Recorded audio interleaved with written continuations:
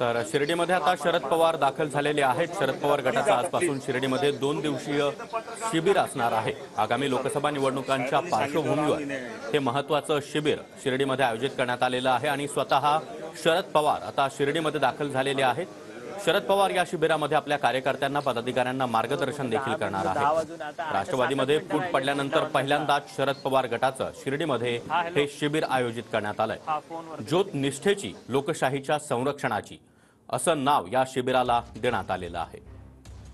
आणि आज जयंत पाटील यांच्या भाषणाने या शिबिराला सुरुवात होईल, तर शरद पवार या शिबिराच्या शेवटी उपस्थित कार्यकर्ते आणि पदाधिकाऱ्यांना मार्गदर्शन करणार आहेत। आणि या संदर्भात अधिक माहिती देण्यासाठी आमचे प्रतिनिधी अक्षय मंकणी सध्या आपल्या सोबत आहेत। अक्षय, शरद पवार गटाचं शिर्डीमध्ये आजपासून शिबिराला सुरुवात होते। शरद पवार या ठिकाणी दाखल झालेले आहेत, मोठ्या संख्येने कार्यकर्ते देखील उपस्थित आहेत। सागर, खरं तर आजपासून 2 दिवसीय राष्ट्रवादी काँग्रेस शरद पवार गटाचं शिबिर जे आहे ते शिर्डीमध्ये होणार आहे। ज्योत निष्ठेची लोकशाहीच्या संरक्षणाची या घोषवाक्यासह 2 दिवसाचं शिबिर जे आहे, कार्यकर्त्यांचं मार्गदर्शन शिबिर, हे शिर्डीमध्ये साई पालखी निवारा या ठिकाणी होत आहे। आणि त्याकरता उद्घाटनाकरता, या शिबिराच्या उद्घाटनाकरता राष्ट्रवादीचे राष्ट्रीय अध्यक्ष शरद पवार जे आहेत ते या ठिकाणी पोहोचलेले आहेत। कार्यकर्त्यांचा मोठा गराडा जो आहे तो त्यांच्या आजूबाजूला आपण पाहू शकतो।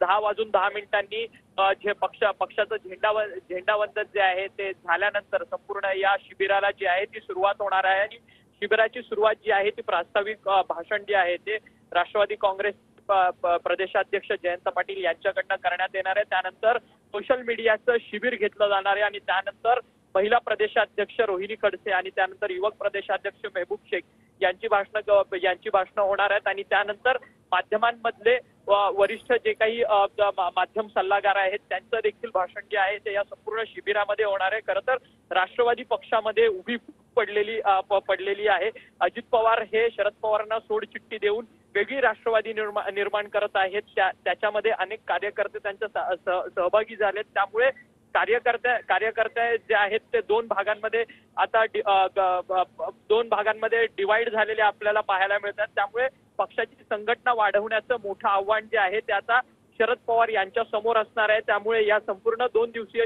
शिबिरामध्ये राष्ट्रवादीच्या पदाधिकाऱ्यांना शरद पवार हे काय मार्गदर्शन करणार आहे पक्षवाढीसाठी। आणि 2024 हे निवडणुकांचं वर्ष आहे।